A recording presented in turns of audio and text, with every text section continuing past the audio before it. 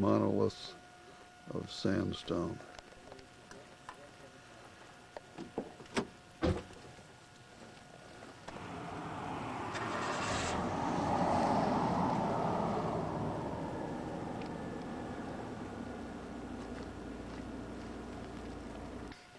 Kathy and Keenan are hiking down a 1-mile trail that will come through these monoliths. Exactly where, we don't know.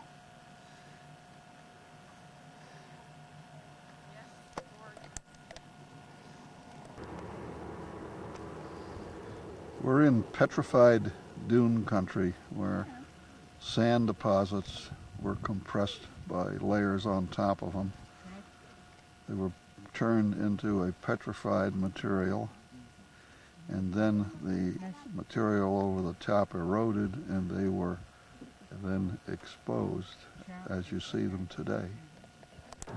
These petrified dunes cover a wide piece of the landscape, here almost as far as the eye can see, where in the background are the Ashley Mountains adjacent to the city of Moab, Utah.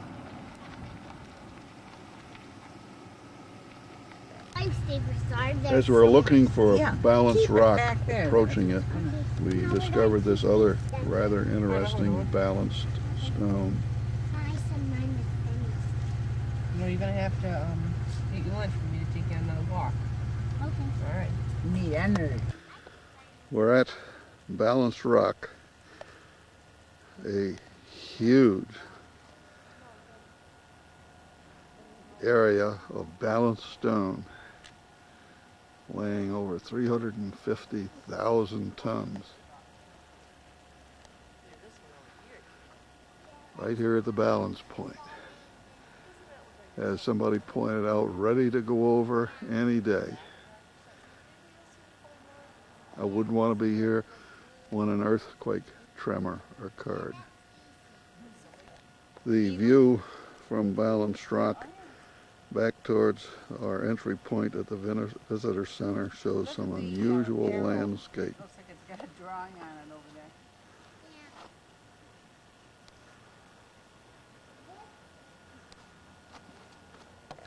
there. Our next stop will be in the part of the park where arches are starting to form.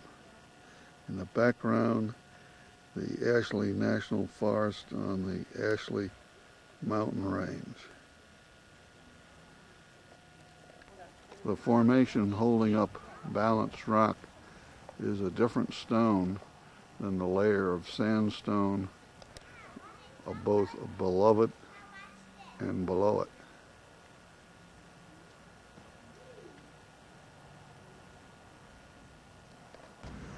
Our last look at Balanced Rock from the car windshield, and it really shows that it's not particularly well balanced at all. It looks like it could fall to the left at any time. This area is called the Cove of Caves because the lower layers in this sedimentary stone were softer than the above layers, and the bottoms eroded away, and it is said that there was some prehistoric life living in them at one time. This stone is labeled the elephant, and it's possible with the shadow on the front that looks like its nose to visualize it as an elephant. The rock in the distance that we passed by on the road was named the Wall because of its wall-like appearance as you drove along it.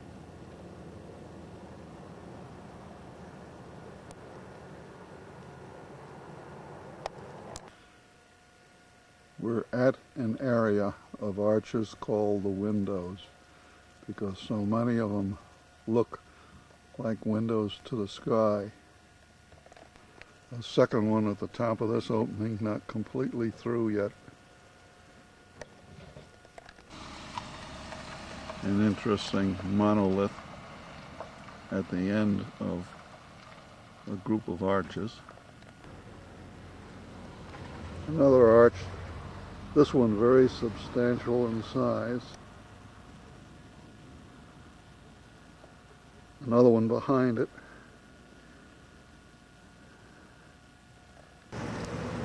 Another arch at the end of the escarpment, just starting to wear through.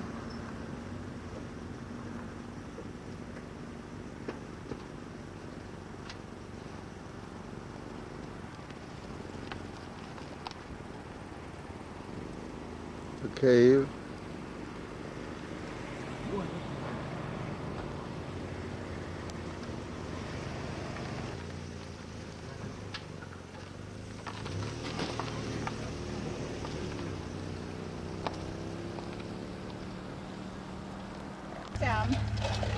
This location is called the Garden of Eden, but we can't figure out why from the literature.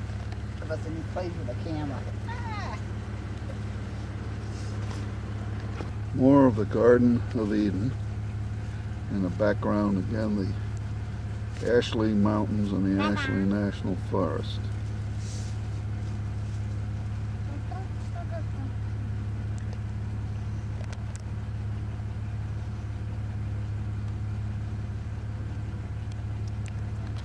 We're at Panorama Point, looking towards the cliffs that are alongside the Colorado River.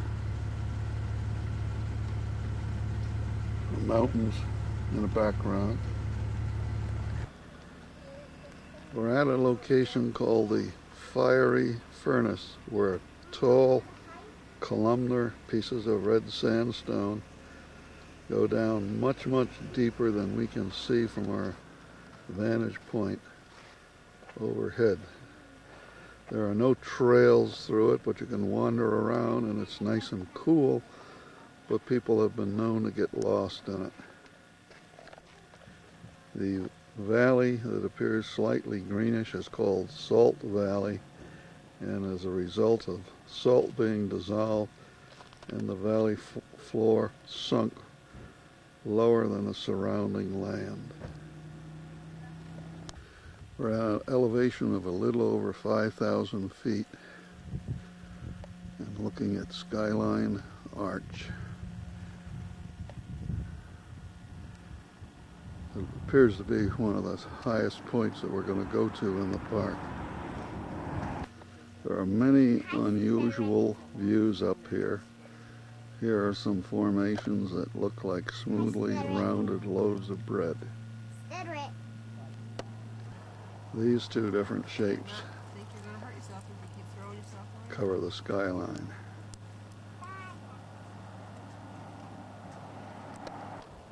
To the south are a whole series of very sharp peaked stones, rounded. We are at the trailhead to the Devil's Garden, and I've labeled this rock formation the Dinosaur.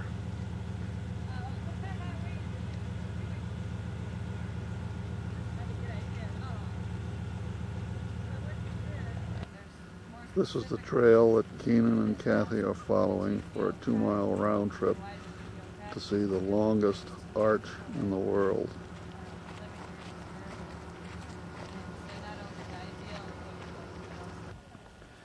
The stones around the trailhead to Devil's Inferno seem to be tall and columnar in nature.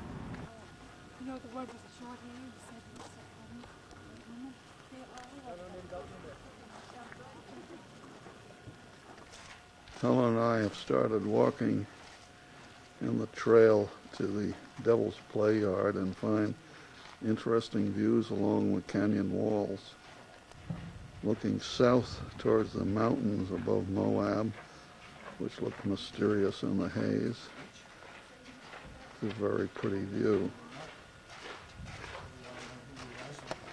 It's surprising that so many of the formations do not have a name, This one I gave the name clarinet to for all of the thumb pieces or finger pieces on a clarinet. That clarinet is played with.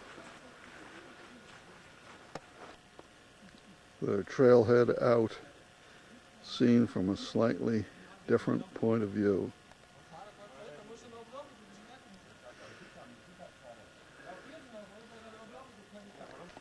Ahead of us in the brilliant sunshine, where does the trail go? Through this pass or some other one that we haven't seen?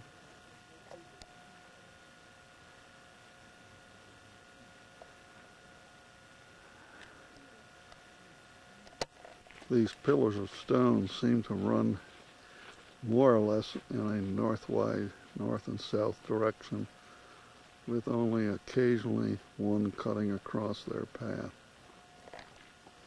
Helen sitting in the shade in a group of junipers, waiting for Kathy and Keenan and myself to come back.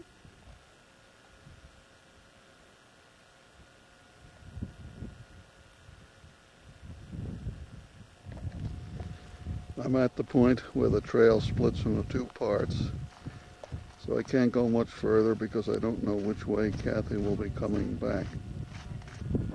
The Devil's Playground as such is huge in nature, and at a high point I can only speculate where the majority of the playground exists.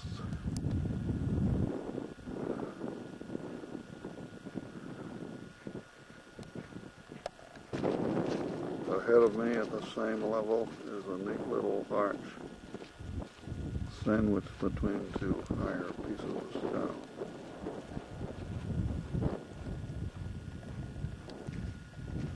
Uphill from this are monoliths of various shapes and sizes, all part of the playground.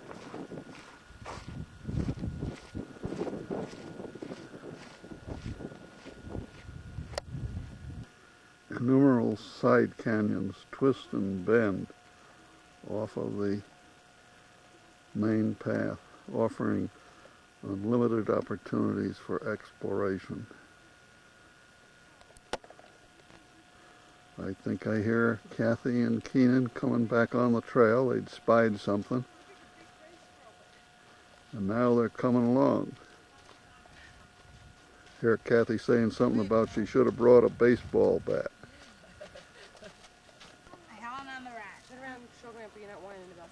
Keenan wants to walk up that sandy crevice that's back there. Oh boy. Come on, let's go see it. Watch that thing, you won't step on that. Was it a good trip? It's growing.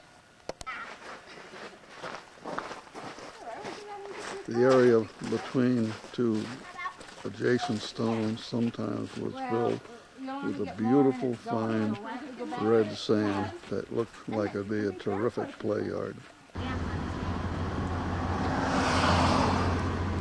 The Devil's Playground as we leave it, with many happy thoughts of some beautiful scenery. As we go out of the park, the direction of the sun, the shadows all change so that everything looks brand new and different.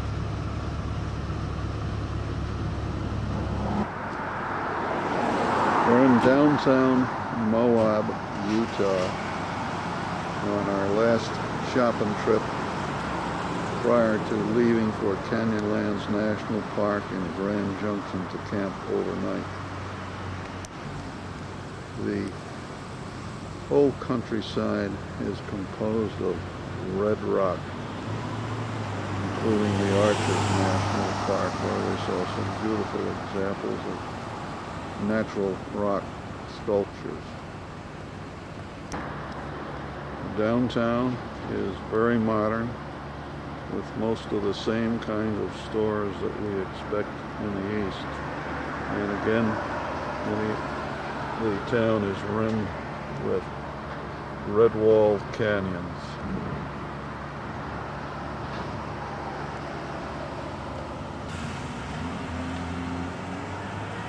Kathy, Helen, and Keenan are just coming out of a store named Shirt Tails.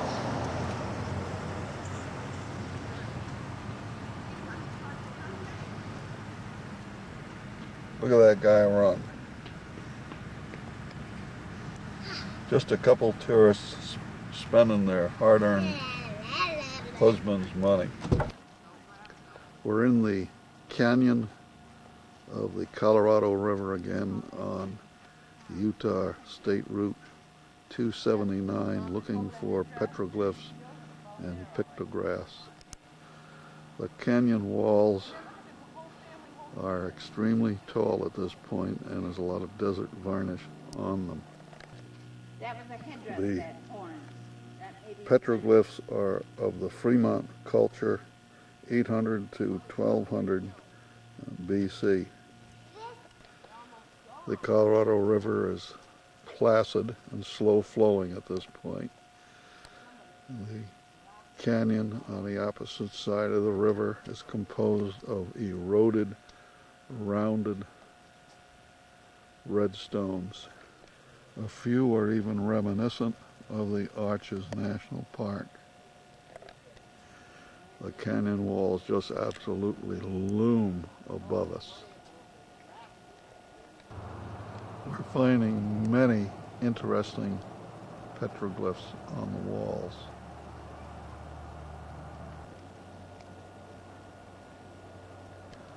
This is a whole grouping of many different pieces of scenery.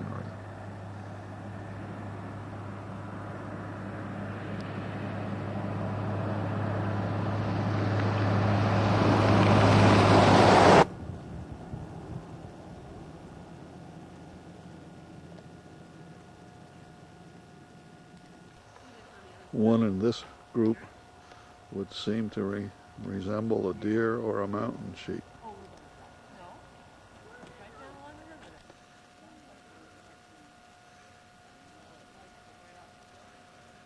Kathy, Keenan, and Helen looking for petroglyphs on a canyon wall that actually overhangs the road.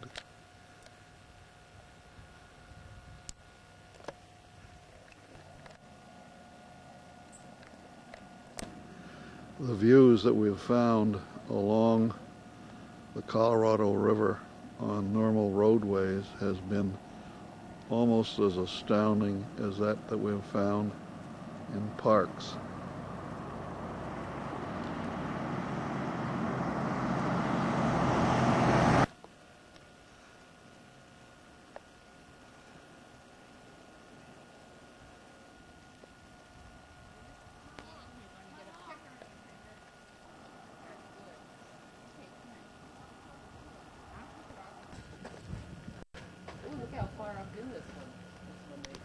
Well, that one you could brace yourself against. No, I'm talking about weighing.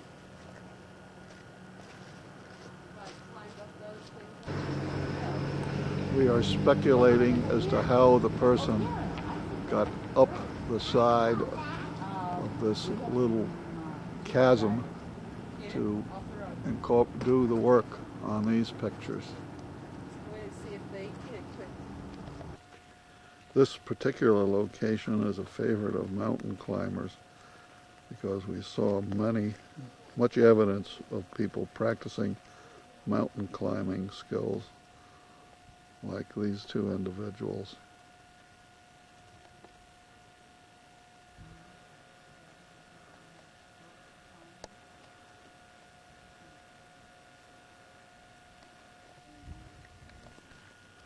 The longer one looks, the more designs that one can find.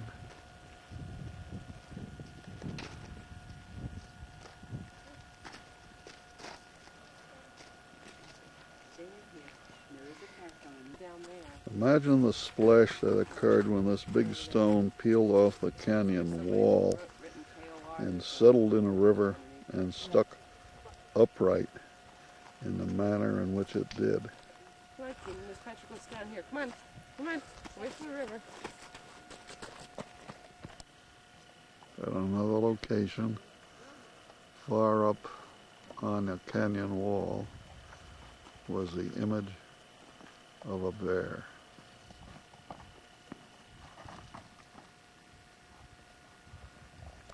Up on a canyon wall is an indentation that one could imagine that that stone that slid into the river came from this spot. It was about the same shape and size.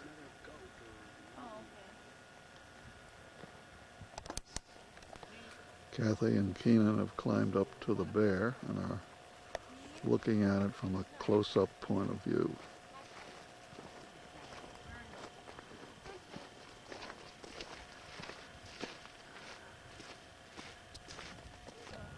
As one gets closer to the bear petroglyph, we find that there are several additional figures on either side.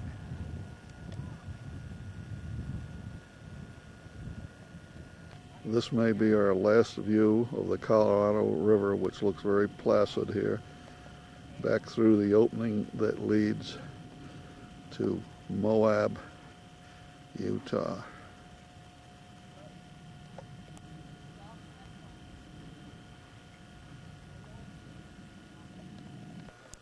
We're at the Island in the Sky section of the Canyonlands National Park. Across from the Visitor Center, we're looking back towards the Ashley National Forest behind Moab, down into the severely eroded canyon of the Colorado River. Great natural beauty.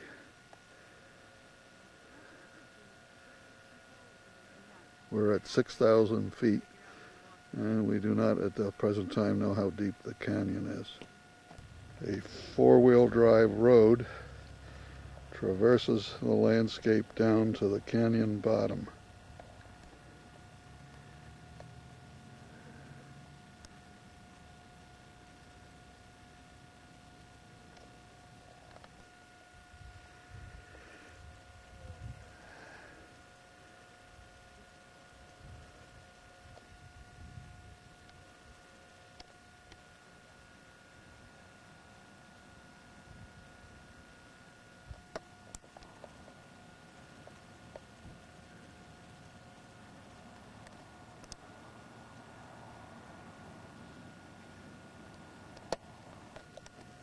The Jeep road can be followed down the canyon floor for a tremendous distance, so it brings them very close to these beautiful red stone cliffs.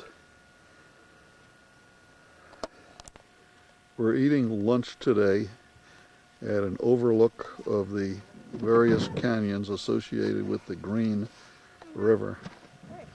It's a plateau, juniper covered, with a rock escarpment that we came down to get to the plateau.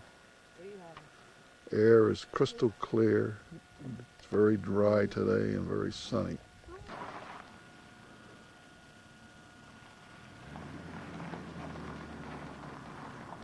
Hi. The Green River, which has cut the deepest canyon, looks to be about 3,000 feet lower than we are now, and can be faintly seen down in the bottom, the very bottom of the canyon, as it disappears to the north.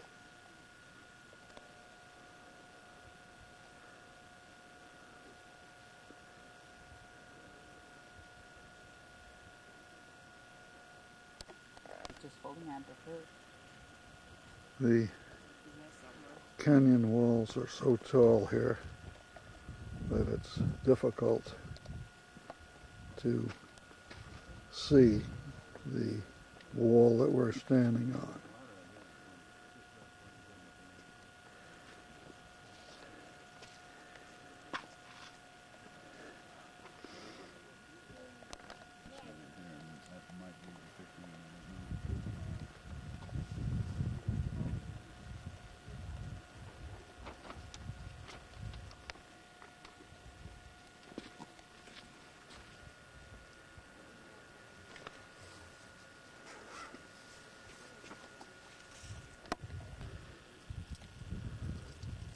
There is a jeep trail down at the head of these canyons called White Rim Road.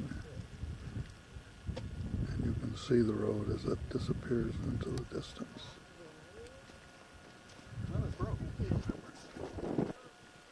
This promontory down in the very bottom has been named Turk's Head.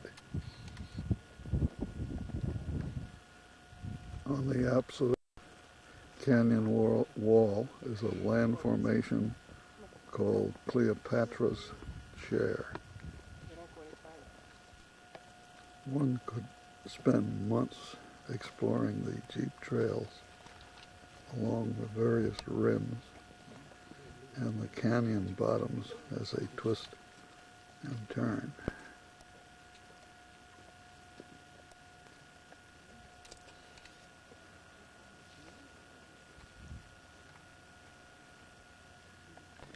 We're looking down into the White Rim Canyon within a canyon area of the Colorado River from Grandview Point. Immediately in front of us are tremendous columnar monoliths down at the starting at the canyon floor and working their way up.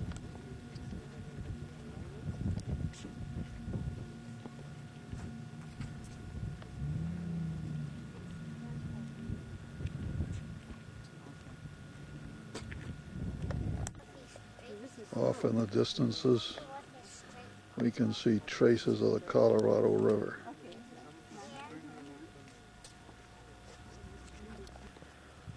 The White Rim Jeep Trail shows up again and disappears far in the distance.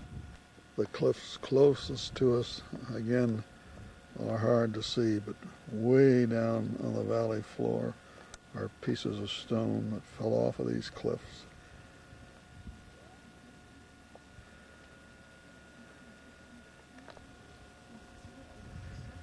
The opposite canyon wall on the Colorado appears to be 4 or 5 miles away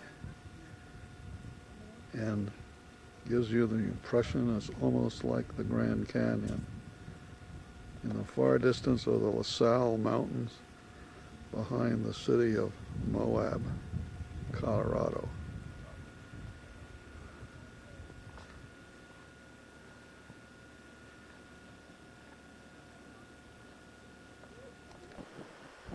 We're at Buck Canyon Overlook, looking down into the valley of the Colorado.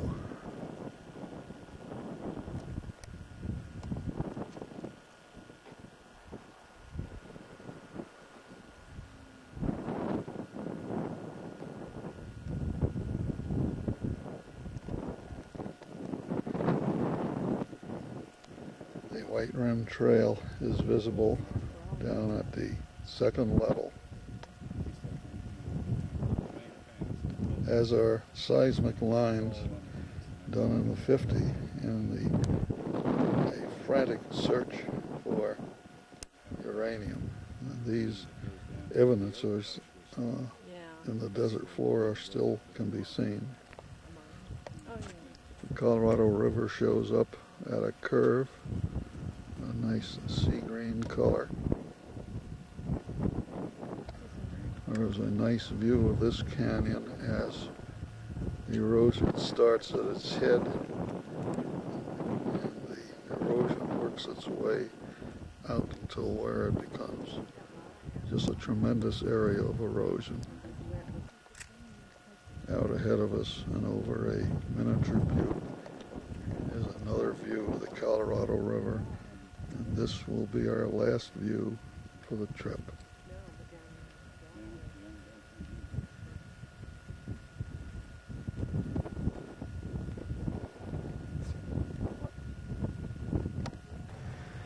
We're in Schaefer Canyon Overlook.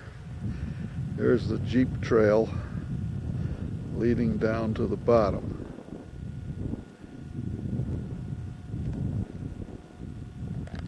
And down in the bottom at the White Rim Canyon.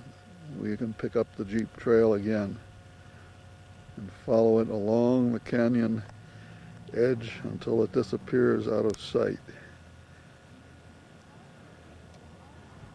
Canyon views here are fantastic. Everything's bright red. It just goes on and on and on into the distance to the opposite wall of the Colorado River. The Jeep trail can be seen either further down in the canyon and very far ahead of us at the very lowest point. It's an October 1. We're en route on Interstate 70 to Denver and Colorado Springs and Pikes Peak. We're in Glenwood Canyon, rather deep chasm, very scenic, but also under repair. The road here is supported on specially constructed pillars, almost like a causeway. We've been stopped for about 10 minutes, and we don't know how much longer it will be. There's a man coming up to you. Oh. You can see how the road is built up in this view. Keenan. Yeah. Canyon walls go up about 1,000 feet on either side of it. Not much vegetation on them. Over and look right up at the side of the wall. You see the little pathway down there? That's what Only naturally formed lake up here on this side of Pikes Peak. That was formed years ago by a glacier. This lake reservoirs for the city of Colorado Springs and Manitou Springs. And every now and then people ask me,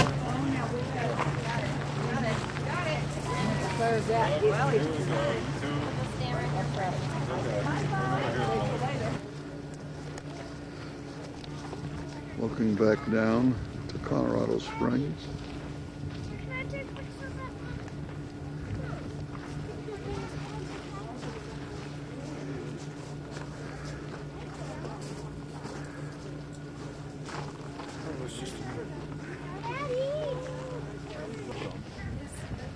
Looking to the north. Can you get something behind me? So Yeah. Far distance is the 20-mile road up, of which 13 is dirt. And we're looking north now towards Denver. Bless you, please. so right up here.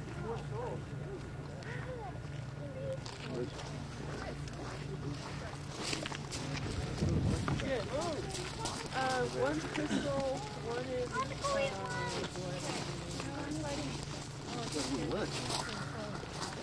let's go. Oops, sorry.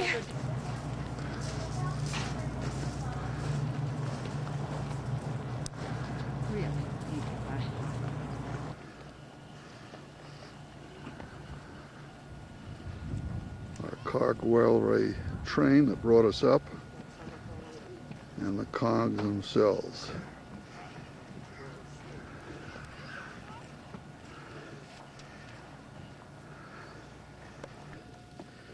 The railway down, and the talus slope. Tree line. Train is loading up. We're waiting for it to depart. It's very funny to see the clouds at our level just floating by.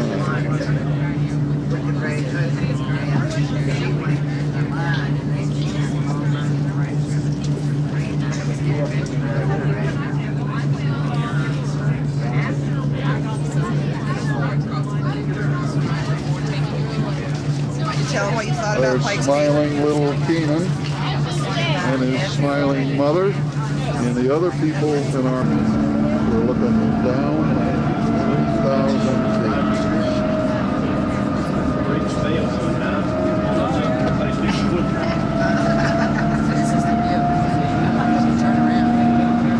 Also, folks, I have a pair of black or dark navy blue cotton gloves somebody has lost on a train.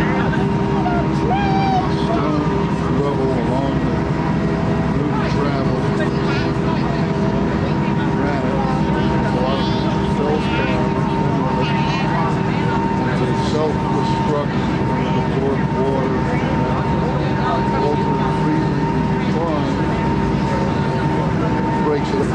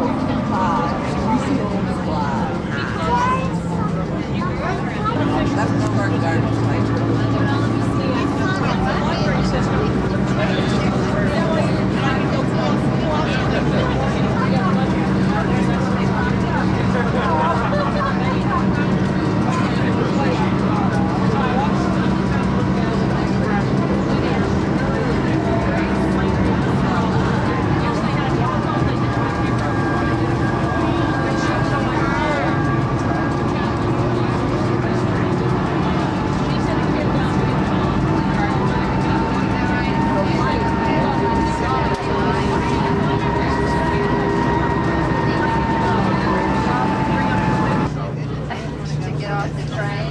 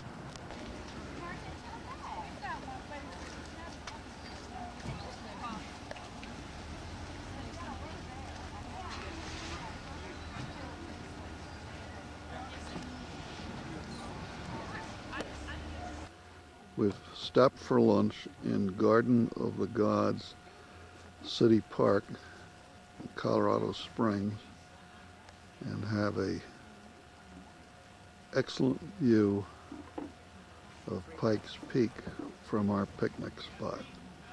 It's a little hazy today, so the entire peak shows up in a sort of a mysterious light rather than sharp and clear. It's a beautiful fall day. The focal point in Garden of the Gods is an uplift of stones that are in vertical spires, just vertical slabs of stone. This one is much like shiprock out in Four Corners. There's a whole area full of these.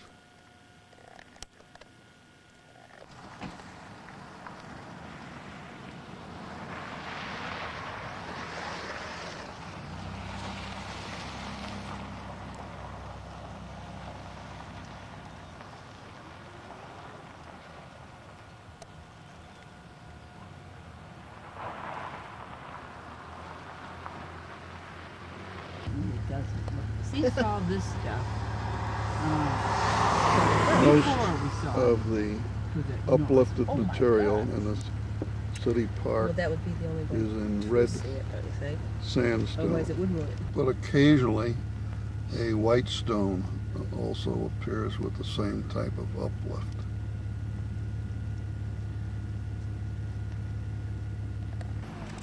We're at the Hidden Inn trading post, which is located at a huge red escarpment of stone with mountain climbers practicing. Like very, very close that you can ride your bike here from home.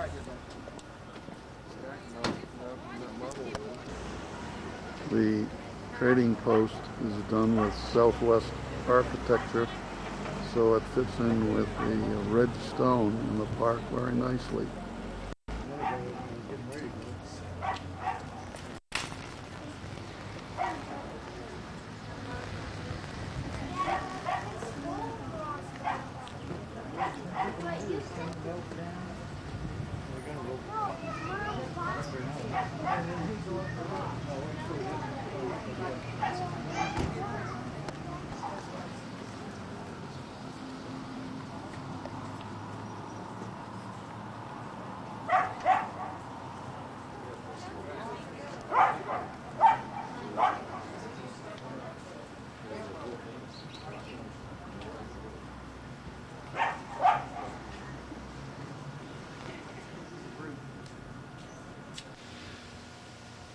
We're in Quinnipiac, Michigan, in the Upper Peninsula this October 9th, 1993, visiting Fred and Lisa and Nikki and Freddie in their new home in Quinnipiac on the Menominee River.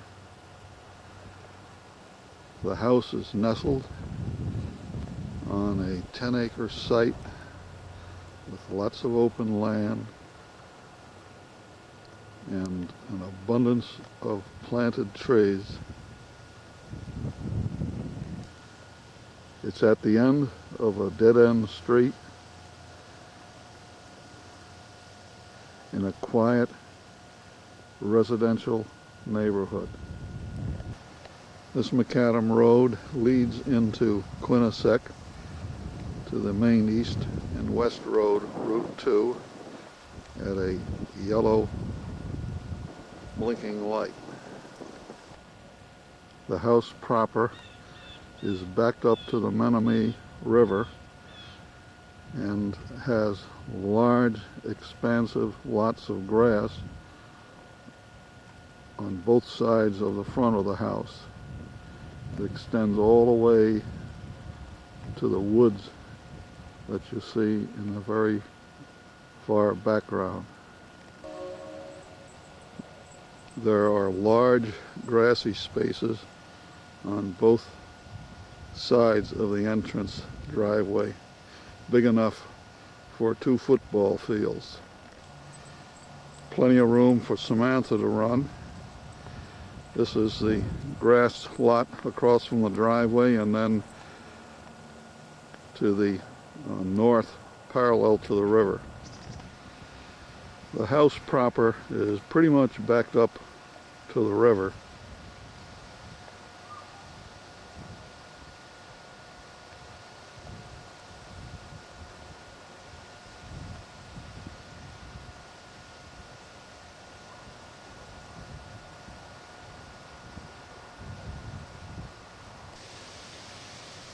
East of the house is a small plateau which had a vegetable garden on it and still the remnants of asparagus, and in the background through the trees which are starting to lose leaves you can see a bend in the river.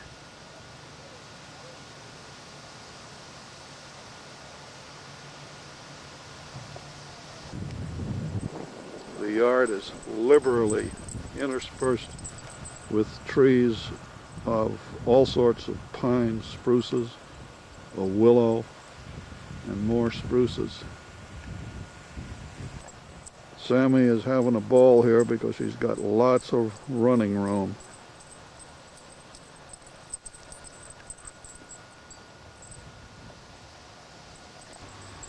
The house has a 2-car garage. It's got a side door, and it has a double front door as well. The west end has 3 bedrooms, 2 of which are on this end of the house. The back end of the house includes a porch leading out from the glass doors in the kitchen dining area, and there's a substantial rock garden to level up the ground and a path or walkway at the bottom of the rock garden. We're looking towards the potential vegetable garden area right now. There's a considerable slope down to the river. The river is 150 to 200 feet wide with a sand bottom. Very attractive because it's a tree line and the land across the river is owned by a power utility company. There is a wooden stairway down to the river, which makes it very easy to quickly get down from the house. And there's 2 roads at the other end of the property which you go down on a gentle incline enough for a mower to get down to the river. This is a rear view of the house from the east end. A flock of turkeys has been showing up in the yard every night. 10 turkeys, mama and her babies. And we think it's because there's an oak forest from the house to the river, which they're eating the acorns. The county said you got the first dibs. The kitchen is a Pullman kitchen. This is the pile of leaves. Oh, hi, Grandpa. Hi, Freddie. Hi, Long and narrow. how you doing? It's on the edge of an area which is the informal dining area. Jumped on me. Nikki is waving at us, and it looks out over the porch.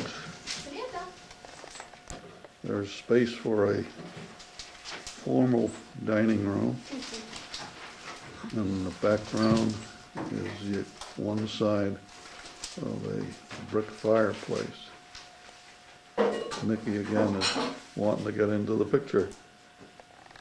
In the dining area, the full expanse of the brick can be seen, with Nikki again sitting in front of the fire portion.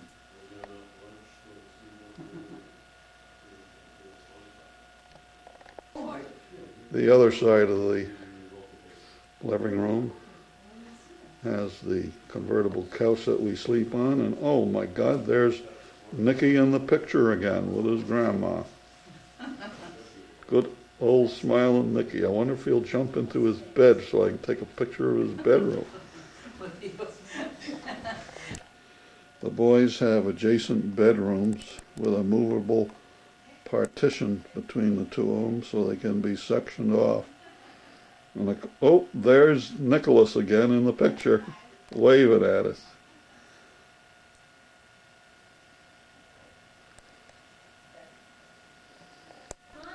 A long passageway goes from the living room past the front door, through the kitchen, to the door into the garage at the other end of the hallway.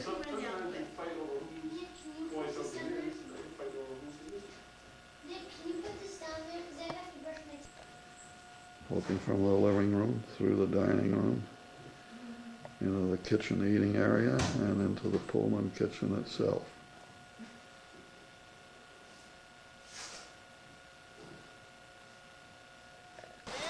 We're touring Iron Mountain in Quinnipiac in vicinity today, and we're at the Pine Mountain ski jump. And of course,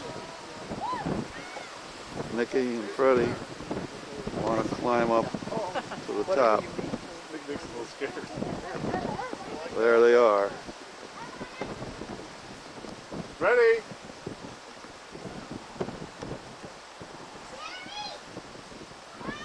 That's fine. The ski jump would appear to be of Olympic proportions. Slowly panning down the mountainside to the jump out or landing zone far below.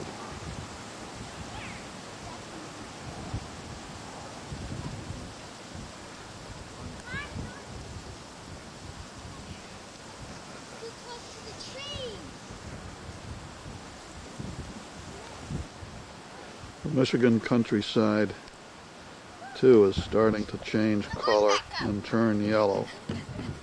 It's interspersed with small lakes like this one. It snowed last night, so it's very cold. Boys had a lot of fun climbing up and down and cavorting on the ski toe. Here's the ski jump from down below. The jump out in front of us.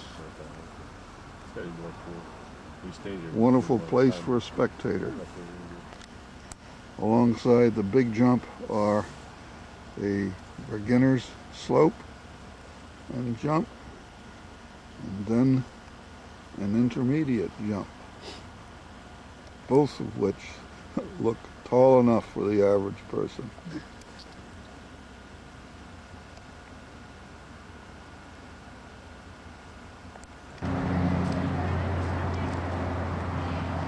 We're at the Iron Mountain Iron Mine to go for a tour of the underground mine.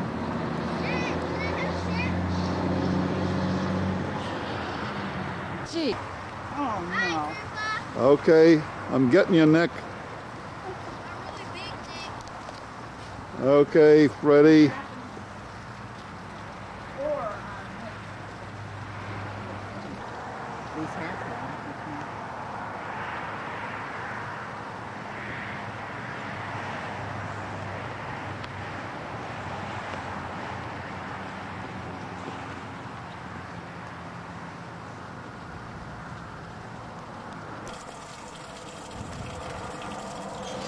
Porcupine tree.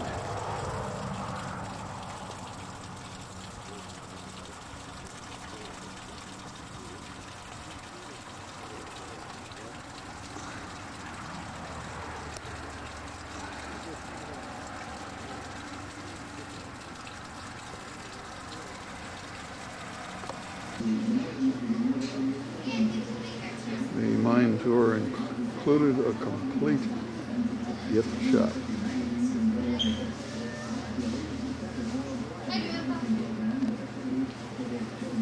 Which interested everybody.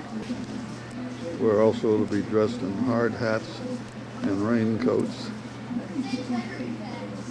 Including other people.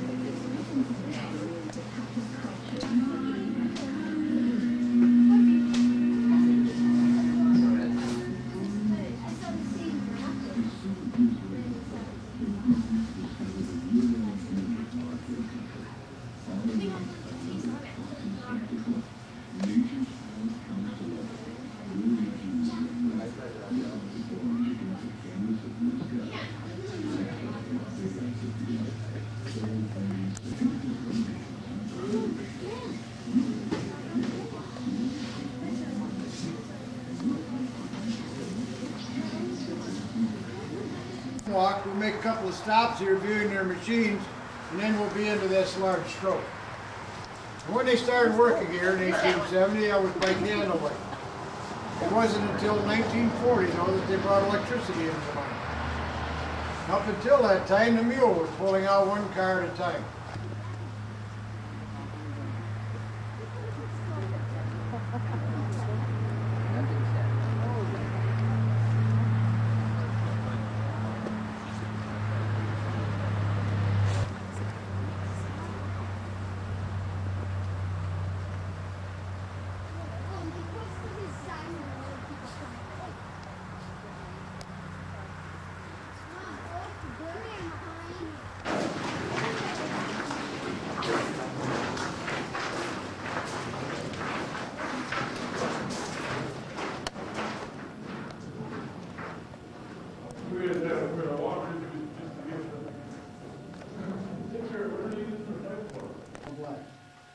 In this manner, they could average less than a foot per hour. And they operated that way for well over 30 years. 1900, it did start to speed up. Man and his family. Any questions? I will go back.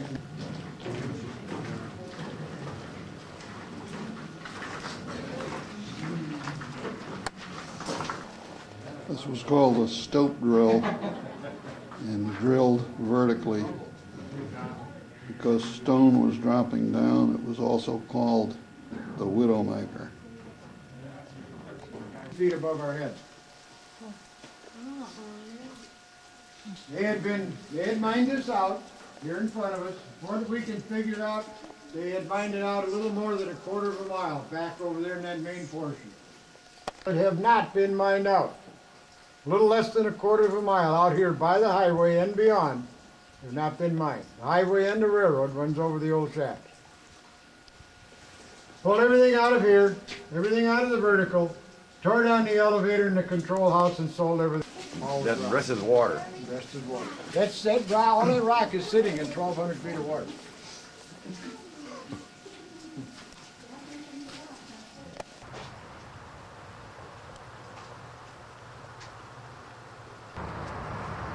An electric donkey engine for pulling an ore car, a very tall ore car, a drill for drilling into a face in the mine, and another smaller ore car. The drill was steam operated.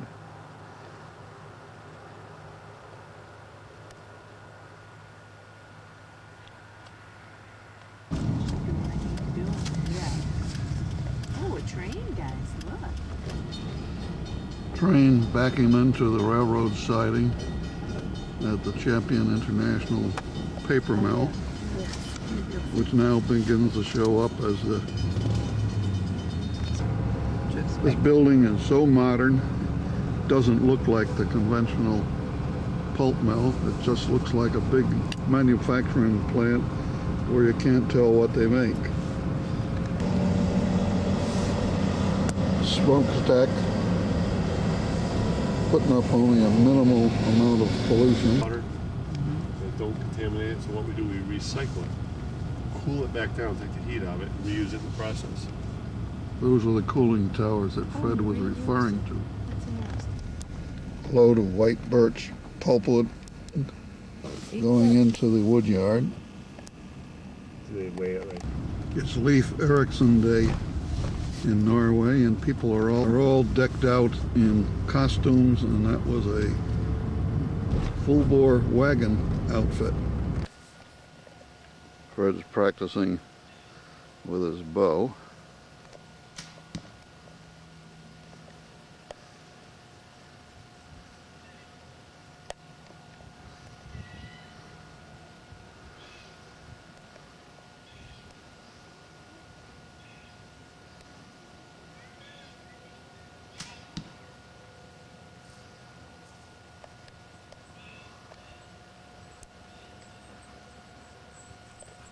Near bullseyes. Halloween decorations are coming out. Down to the river was a pretty well-defined step pathway with about 80 creosoted railroad tie steps in it.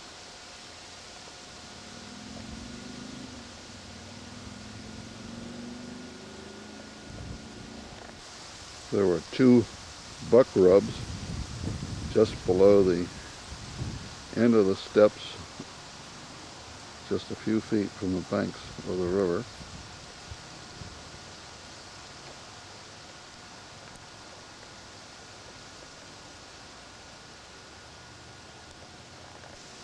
The river was very wide at this point, relatively calm. And downstream was a curve. The woods on the other side is owned by the local power company, and nothing is ever expected to be built there. Upstream, there's an island. There's supposed to be good fishing in the river, and it's about 4 or 5 miles long before it gets to the point where it isn't navigable, and downstream, of course, is a hydroelectric dam.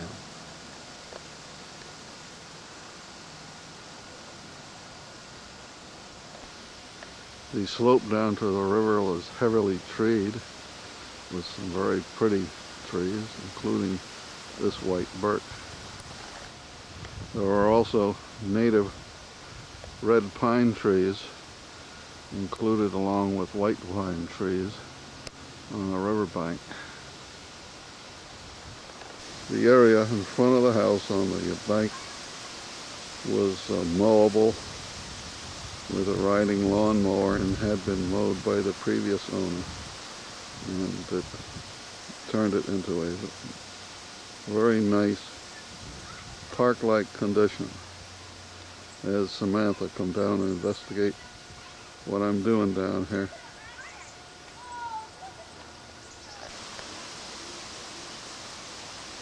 Nikki and Freddie and their friend Troy are coming through the woods, doing what little boys always do, throwing stones into the water.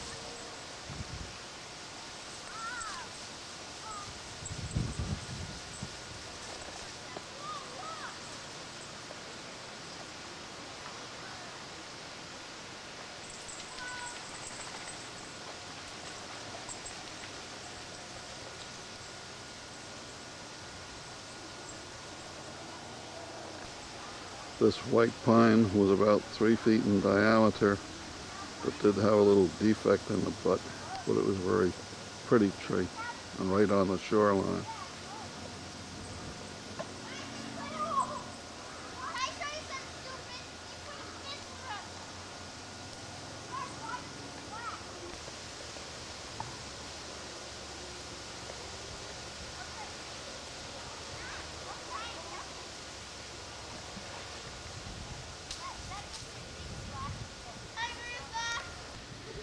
Halfway up the slope is a well-defined game trail that has been used over many years.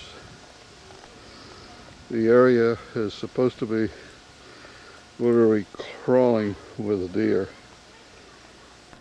The rock garden at the rear of the house is huge, probably 100 feet long. It serves as a means of going from one higher plateau to a lower one.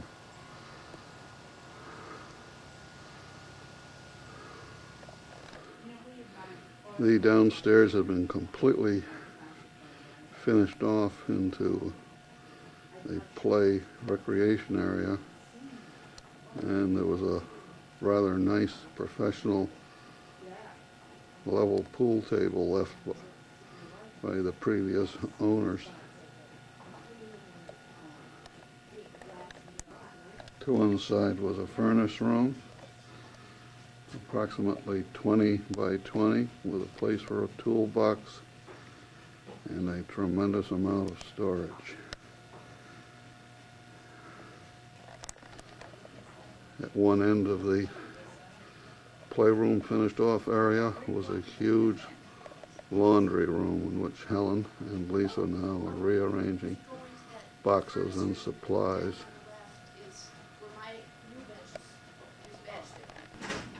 Downstairs is the bottom portion of a fireplace, brick with heatilator, a rather nice installation with fire doors.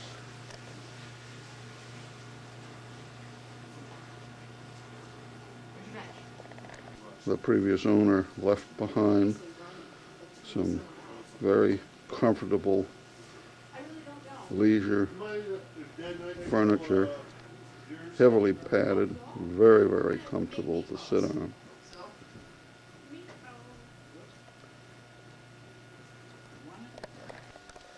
We're out on the dirt roads in a state forest north of Norway, Michigan, looking for deer sign, for places for Fred to go hunting. At the place where we stopped to look for tracks, we found some bear tracks.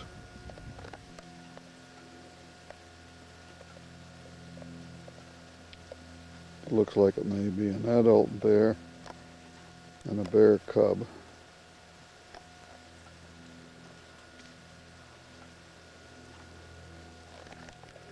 These are the cub tracks. The previous one was the adult.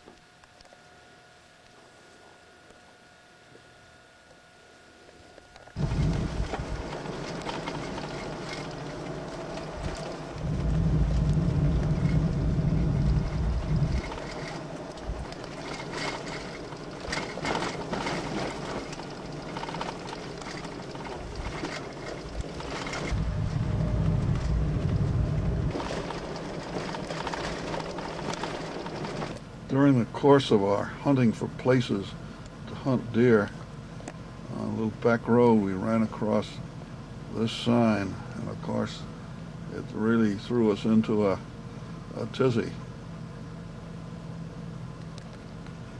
Fred took us to a field where we never miss, and sure enough there were 2 does grazing.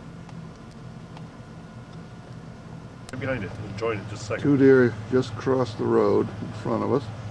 There's the second one.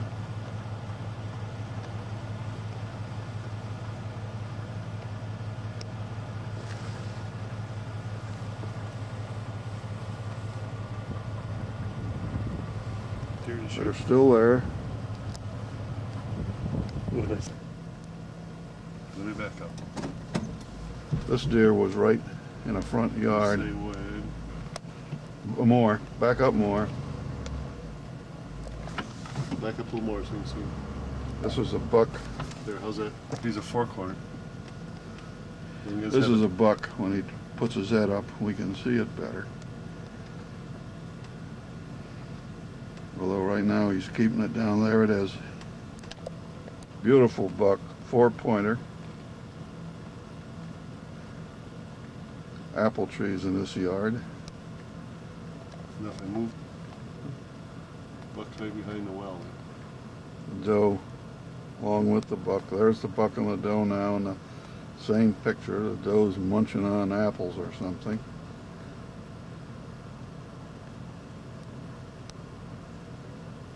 Buck's horns are nice and shiny white. Yeah, tell him to get his head up.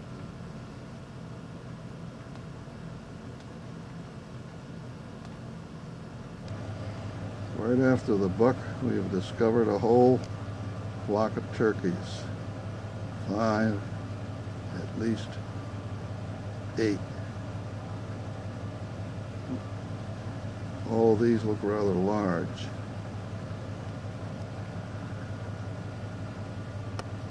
He's under the deck. See Up him? at this house, under the deck, and by the wood pile, silhouetted are 2, possibly 3 deer.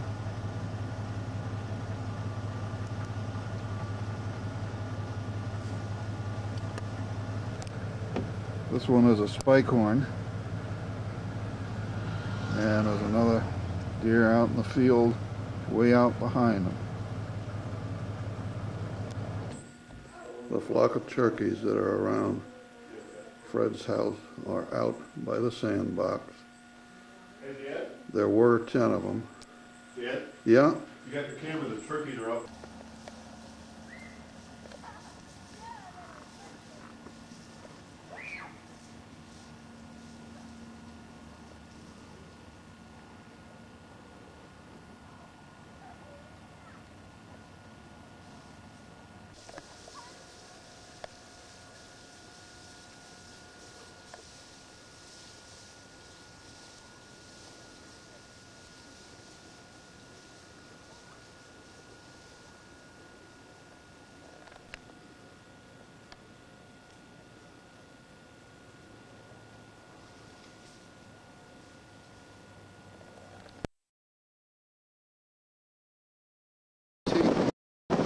Michigan, northerly, not for our home. Discovered Blackwood Lighthouse right out over violent water. Blowing 30 miles an hour so hard I could hardly keep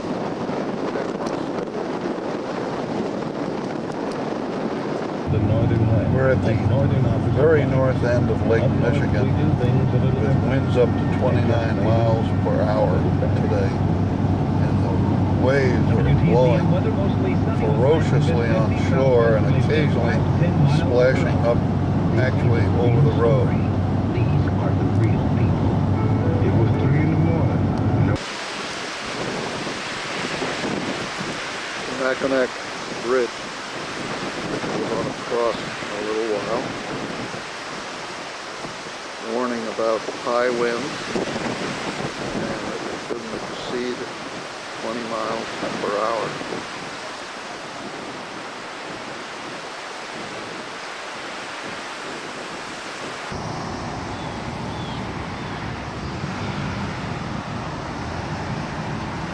On this October 12th, we're at Niagara Falls. We're about to take a look at the falls proper. We're on the Canadian side where there's reconstruction of the tourist center right at the shoreline. And there's a rainbow in front of the bridge to New York State and the USA.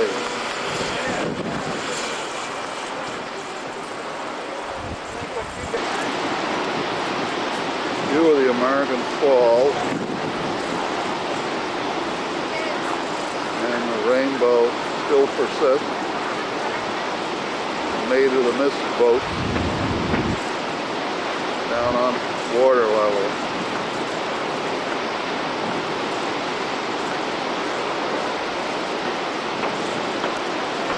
We're on the Canadian side where I believe the view of the falls is better than on the U.S. side. The water looks a nice blue-green.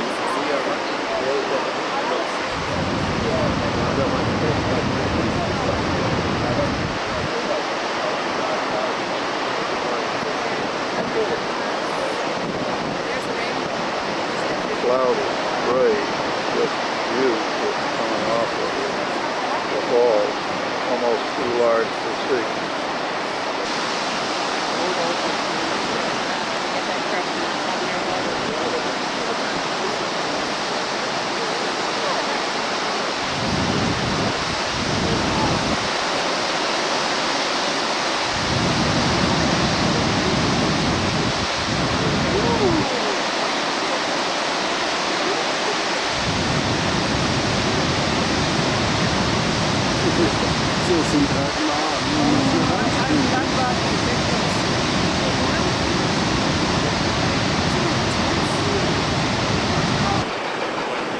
Canadian Niagara power plant upstream.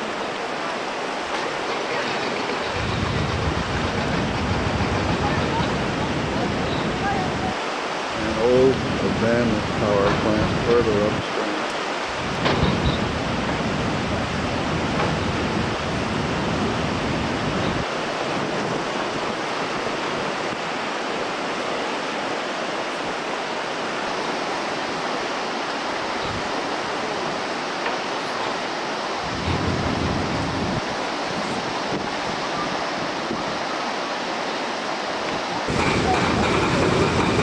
Shoreline development along the falls is substantial. Down towards the bridge to the USA are many touristy buildings.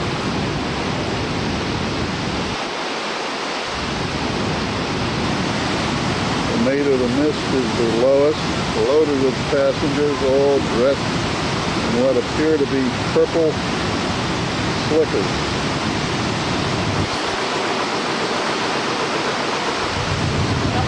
They're about to disappear into the cloud of mist that's put up by the falls. The stones at the bottom of the American Falls have robbed the American Falls of some of its scenic power.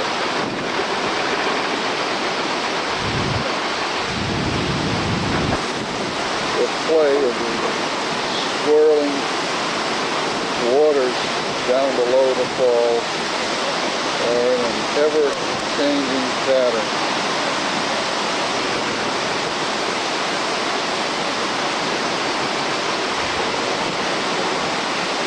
And again, the Maid of the Mist is just hovering at the edge of the mist.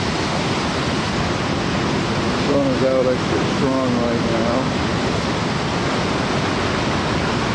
The rainbow is as brilliant as it's been.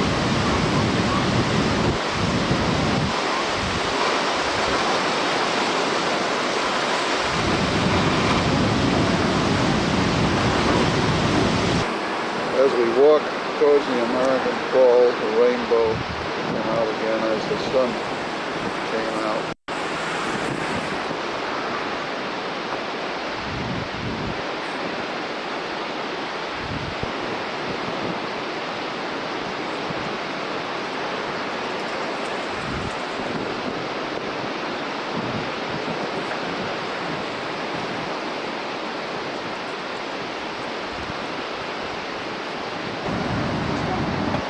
Canadian Falls, again, in the distance.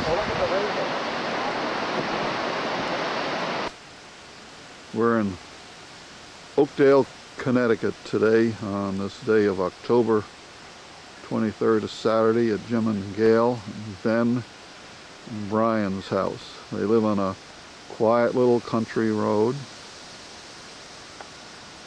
They've got a post and rail cedar fence which they made themselves, and we had helped them install in the front of the house. And we're looking up the driveway towards the house and the mailbox again in the front yard. The road in the opposite direction twists and bends. It's a very quiet country lane. As we proceed up the driveway, I have Jim's truck, Gail and Helen talking about Casey's enclosure, and there's Ben messing around with the rails. Jim's sailboat is sitting off here to one side, waiting to be put in the water next spring.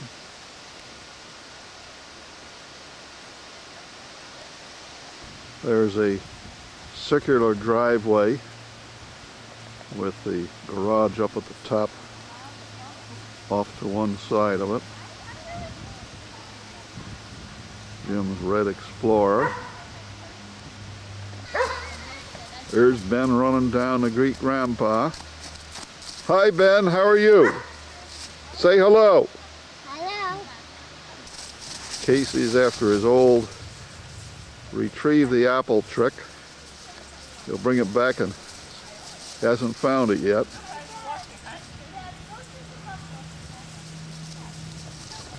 Ben is into buffalo hunting.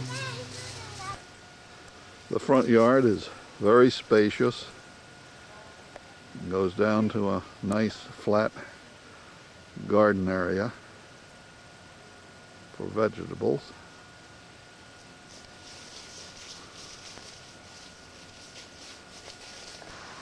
The yard includes several trees that we grew in Knox and brought out in containers. This is a Colorado blue spruce tree.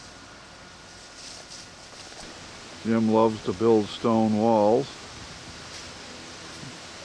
Gail and Helen looking at the flowers in this one. In the background is an antique outhouse.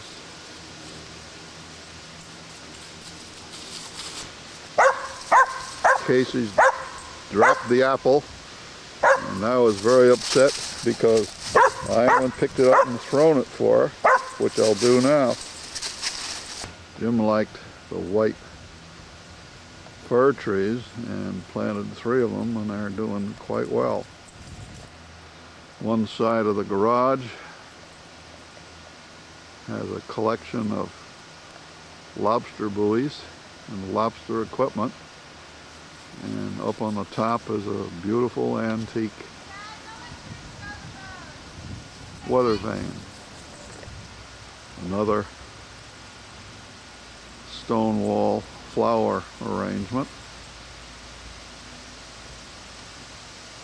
with a Halloween decoration. The weather vane up top of the garage is a weathered copper whale. It's sort of a blue-green verdigris appearance. The house is of log cabin construction and is nestled at the edge of a grove of trees, mostly oaks. Gail is explaining to Helen about some of the changes and improvements that they want to make in the backyard, including a patio.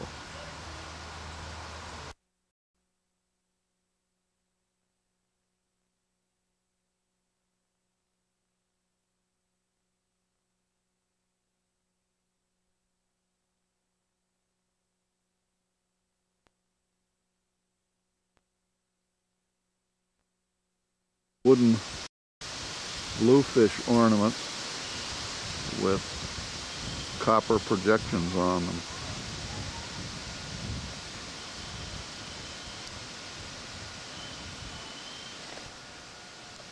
Jim likes to build things out of stone, as I did when I was young, and has produced some very pretty work.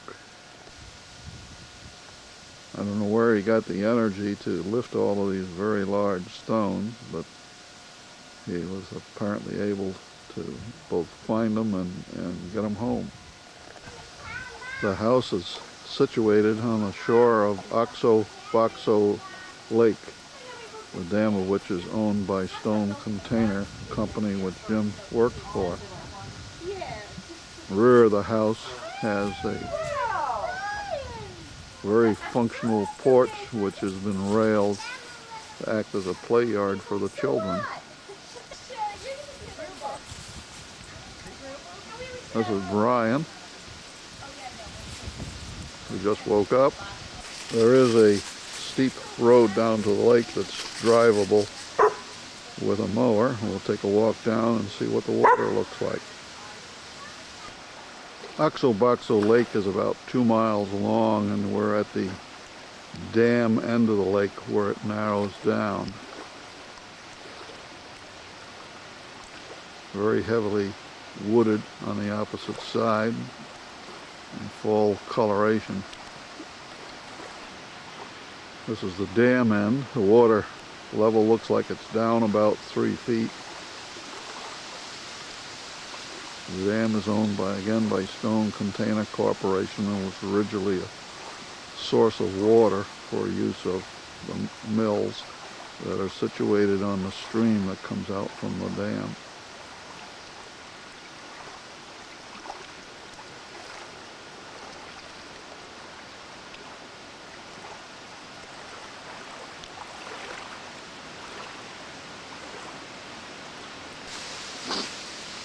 Out of breath from walking up the hill from the lake, I found a very interesting silhouette of the whale weather vane on the garage. Okay, we're in the kitchen. Brian and his runaround. Here's Ben. What have you got to say for the camera, Ben? Say hi to Keenan. Okay. No, but we could use those for soup.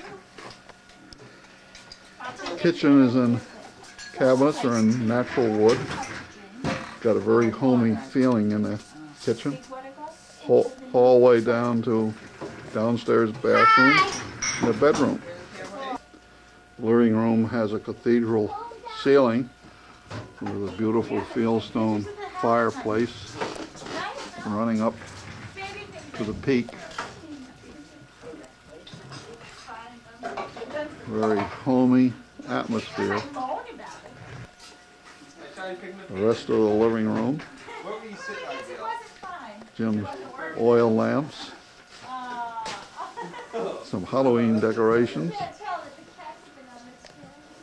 some of Gail's painting, looking out to the kitchen.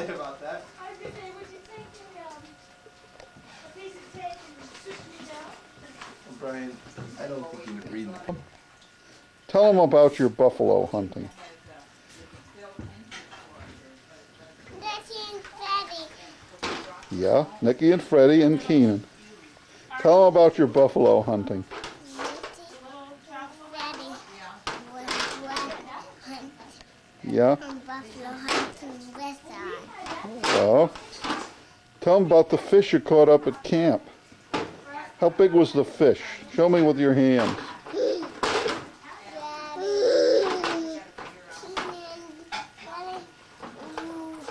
I hunt in Buffalo with dirt. How many did you shoot? 7, 8, 9, 8, Did you shoot the big ones or the little ones? 11. How'd they taste? And we know we didn't just threw it out the water. You threw them out of the water? And then went back to God. Back to God? You didn't taste them? No, we didn't. No. Next time. Brian isn't talking yet, except he's starting to make some loud noises. What?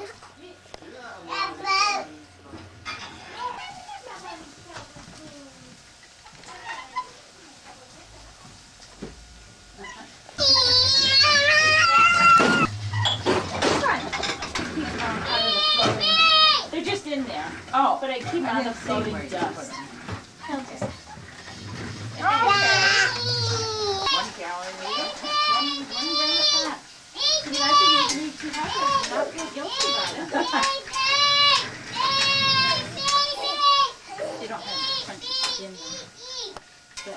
Crunchy skin, boy, that would suit me fine. I know, Gina doesn't like it, the crunchy skin, but I do. So we go back and forth. Right in the way. Daniel? Refrigerator pictures sometimes make Yes, and I have ketchup. for interesting You're going to have a subjects. sauce. You're going to have a sauce. Yes, Brian? It's coming. Oh, you don't have a puddle?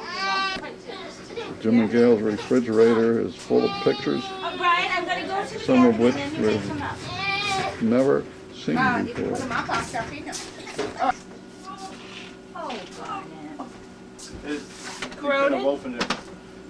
I tried to fill it the other day. It wouldn't open, so I just left it until I found some pliers. Colors, you said. Dave tried to throw the oil. Oh, don't tell me that. That's the pillow. There. Yeah. You're hungry and you want to eat. I know. I know too. Make sure it's not too hot first. Give it a test. Yeah, I know. All right, open up.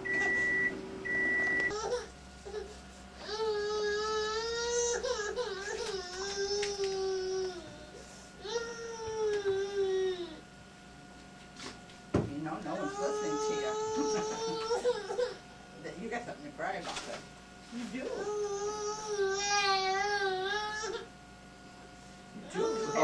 At this point, you got a nook? Everybody's crying. Just tends to make them happy. I don't know, he does that with us. Well, yeah, it's better for me, it seems, than most people. Okay, honey, I gotta get... How about that possible? You doing everything at the wrong time. Here you go, okay? Is that Lucky Ducky saucepan? There you go, and you want some in the hot dog. Okay, now look. There you go. Get you started. There you go. You're all set. Okay, we'll let the hot dog cool. And Brian is a good, healthy eater. As he turned away. He wants to feed himself. How'd you spend all that time cleaning them? I'm the only one eating. No. I don't even have Brian eating with me. Ben and Grandma are Ben's eating sauce. Try eating something besides... Watch it. Watch your feet.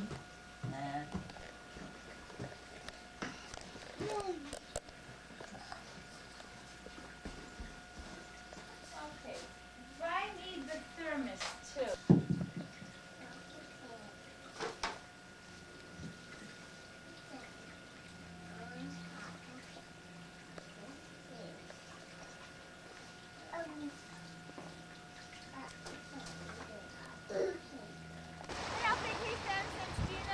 We drove over to Rhode Island, to the beaches near Westerly, Rhode Island.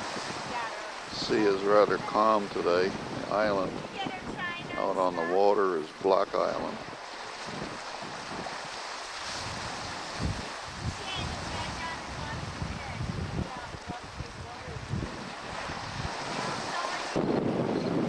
Brian is hungry, so he's having a little taste treat up on the stone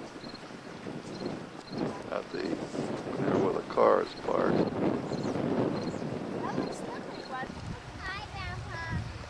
Hi, Benny. I can tell you right now. You want to go fishing? Yeah, Brad. He just. Then you want to go fishing? The beach at our present location is rather stony instead of sandy and highly developed.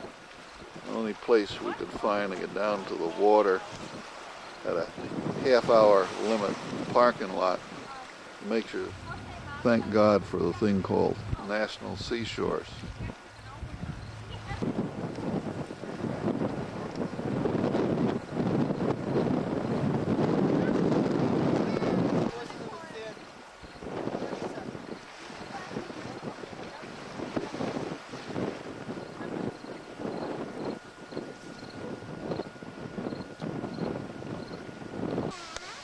Step.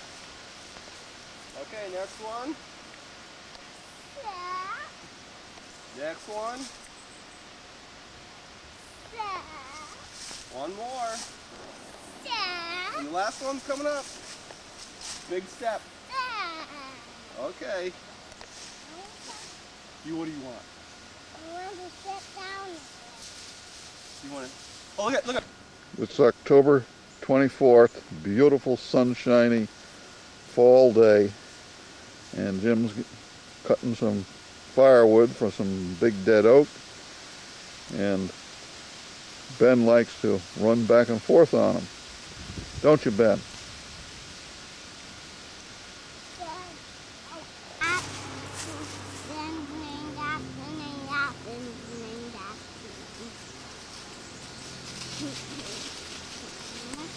Casey, come.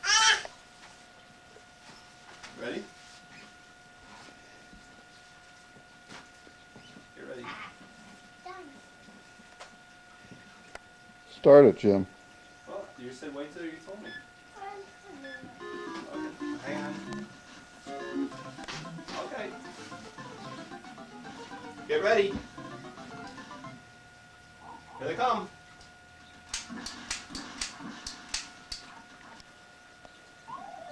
He's laughing at you. Here, get closer. Move closer.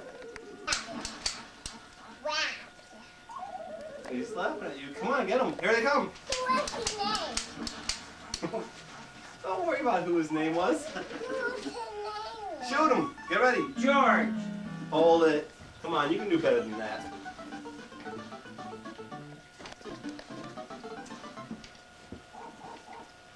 Now. That one. Oh, you got those feathers flying. Look at everyone. You just tell him to get ready to shoot this second. Not even have a point. Come on. On. Hi, Dad was nice enough to agree to photograph some of my paintings for me. This is one of my first ones. It's a still life, and it was done while I was painting under the influence of Dan Truth. I found that I wanted to get the dramatic effect of still lifes and the traditional style still life. So this is number one. Grandpa, what's he doing, Grandpa? What's he doing?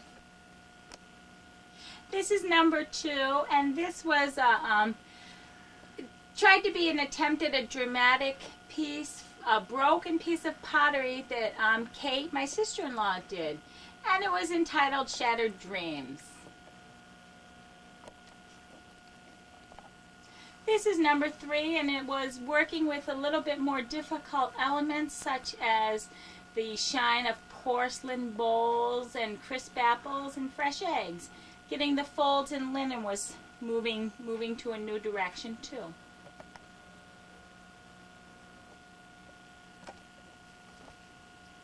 This is number 4. This next piece was done while I was taking classes in Old Lyme Art Academy, Old Lyme, Connecticut. We were set up in studios painting on our own, and once a week a teacher or professor would come in and go over with you what he thought. I was working with glass and metal and fruits and vegetables again, and again the dramatic folds in material. Here we go back to pieces that were done in my own studio here at Oxaboxo Lake. This is another fall harvest type piece, working again with reeds of basketry and the dried crispness of fall, dried out vegetables. You might notice that a piece of leather with beadwork was incorporated in, and that was a new step for me too. Here again, another piece that was done in my studio, and I started to spend a little more time and thought with food and kitchen pieces and things, again, crockery that Kate Hahn has made, and just the freshness of using fresh fruits and vegetables.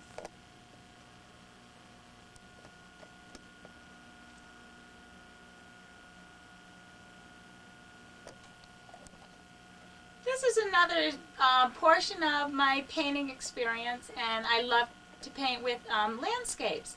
This was one of my very first one. We had moved to Connecticut. It probably took me a month and a half to complete because of the minute little bits of detail that I incorporated into the rock and whatnot. It was a gift to my husband, Jim. And you will notice a real big change towards Impressionism on the next upcoming pieces.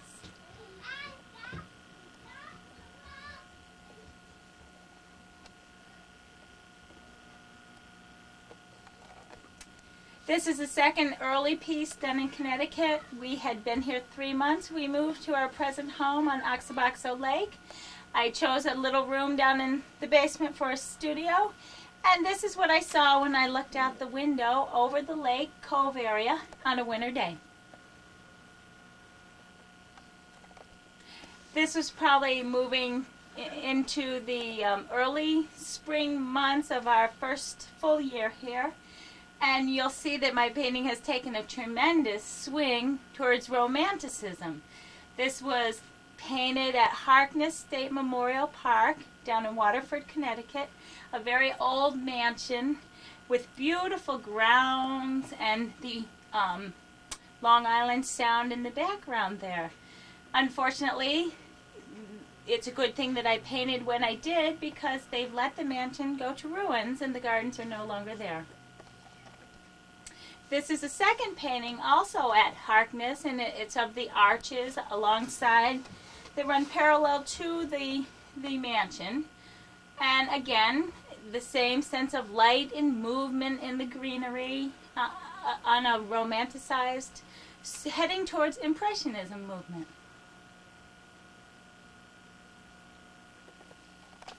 This was a little afternoon sketch. I spent about an hour and a half working when our cherry tree was in blossom in our yard here in Connecticut. Here again is another piece that was painted right in our grounds outside our home. It was an herb garden with a tool shed, quote, outhouse, in early morning light.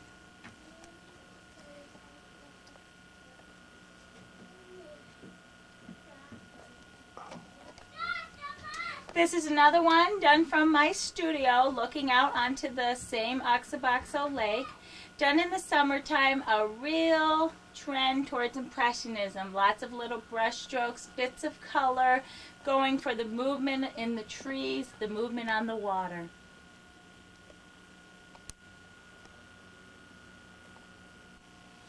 This began a series of paintings where I started traveling beyond the confines of my own yard, and I went to local places that either parks or historical spots. This just happened to be a roadside spot in North Stonington that I saw I really liked. It had cows at times, but never there when I was painting.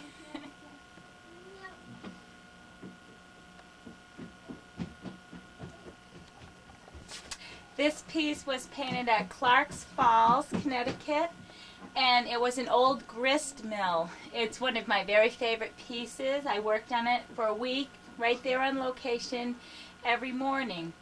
I'm since disappointed to find out that they've refinished it all with brand new siding and walls, and so it's a very memorable piece to me. This piece was painted at Haley's Farm. It's a little farm that's open to the public to walk on, and it's located in Noank, Connecticut. It has this beautiful little pond, and I enjoyed painting there for 3 or 4 mornings in the midsummer with the presence of a blue heron who never made it into the painting. This piece again was painted in Noank, Connecticut, which seems to be a very picturesque little town, New England town. No commercialism. It's right along the shoreline, and you'll see in the distance I have some boats outside of a boatyard. It was an interesting painting that did take me quite a while because learning to get the impressionist feeling of the rocks was new for me.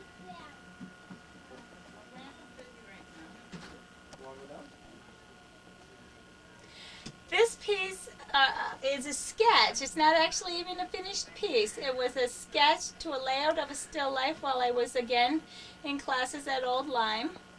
It was enjoyed so very much that when I finished the sketch, I completed a painting which Dad Oppinger now owns. This is another little oil sketch, something very new for me. It was painted with a palette knife. I spent one afternoon at an old farm in Old Lyme, Connecticut, and it was completely done only with the palette knife.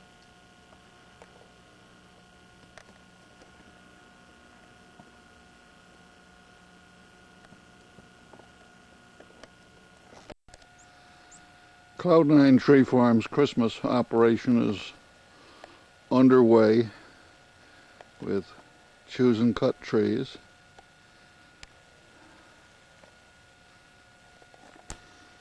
With potted evergreen trees.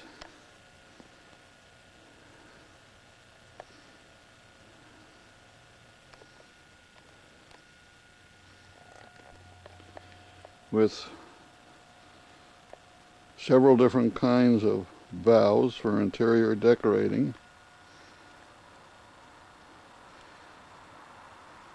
Wreaths and sprays. That's a 30-inch wreath.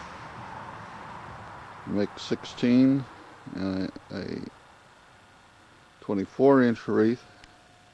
Another spray.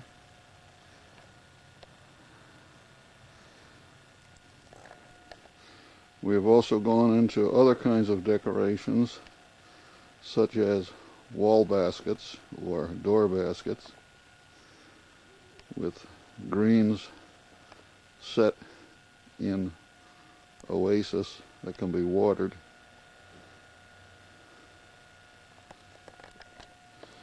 The potted evergreen trees are dressed up with a foil cover over the wood chips and a bright decorative bow. Our former greenhouse is being turned into a gift shop with a substantial variety of decorative materials for sale.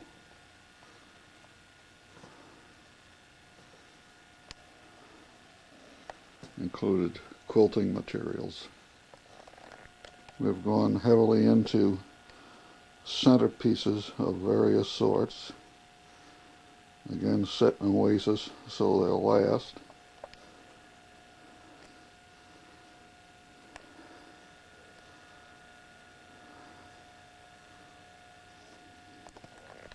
A local artisan makes tree skirts that are quite pretty, quilted tree skirts.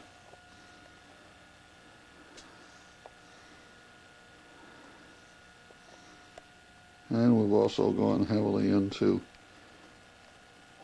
tree ornaments Actually, there's the work of 5 artisans now in our gift shop.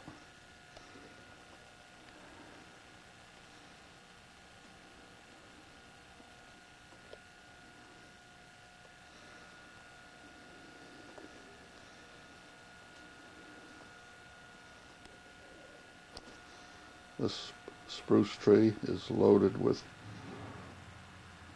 ornaments.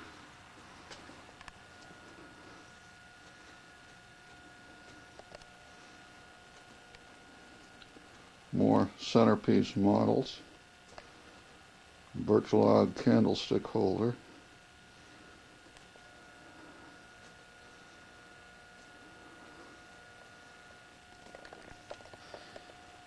This is a dry cone kissing balls. And here are some artistic kissing ball hang-up decorative arrangements made by a local artisan.